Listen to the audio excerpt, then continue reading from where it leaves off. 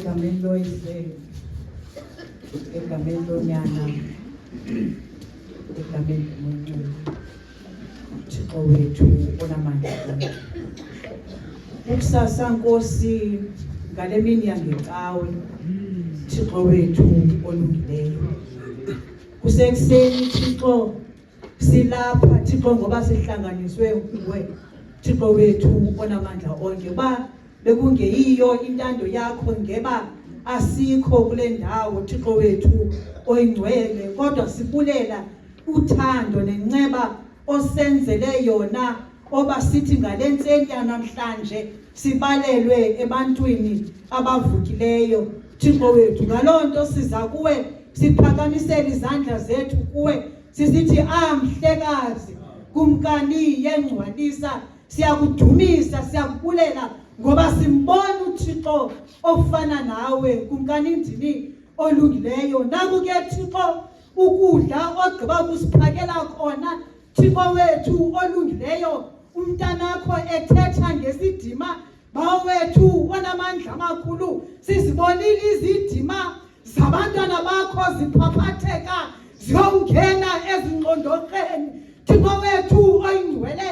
Izidima zabakhonzi bakho zaphela kweli lizwe ngenxa yezinto abahlangana nazo nangenxa yabantu esizidibanisa nabo Thixo wethu olungileyo. Kodwa ngalentseni yanamhlanje sithi buyisa Thixo izidima zensana zakho Thixo wethu olungileyo. Asinathixo wumbi onokwazi ukusibuyisela entandweni yakho. Nguwe wedwa Thixo onakukusilungiselela indlela esehlukene nazo asehlukananga nazo ngoba sithanda Thixo wethu olungileyo. Buyisa Nkosi isidima salawo nalawo kumkani ndini wengcwalisa Thixo wethu onamandla onke. Buyisa Nkosi isidima sabakhonzazana bakho Thixo wethu oyingcwele. Yenza Nkosi, yenza kaloku Thixo abanye Thixo behlukene nezidima ngenyembezi kungemnandanga Thixo wethu olungileyo. Abanye behlukene nezidima ngenxa yokuxhwathwa ngabanye abantu, kodwa sithi ngale mini hlisa isandla sakho esinenceba uphuthume uthando lokuqala bawethu olungileyo egameni likaYesu Kristu waseNazarethe. Vala indonga ezenziwa kukulahlekelwa sisidima Thixo wethu onamandla onke.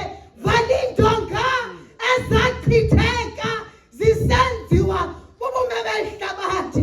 Vala isidima Thixo usenze kuNkulunkulu wethu onamandla onke. Lizwe lethu lonakele ngenxa yokuphelwa kwesidima Thixo wethu onamandla onke. Sekunzima nokuhamba ezitratweni ngenxa yolilizwe laguquguquka Thixo wethu oyingcwele. Wena unguThixo ongaguquguqukiyo ngexesha elibi lokuguquka kwezinto. Siza kuwe ke nini into zonke, siza kuwe Thixo wethu siphakamisela izandla zethu kuwe.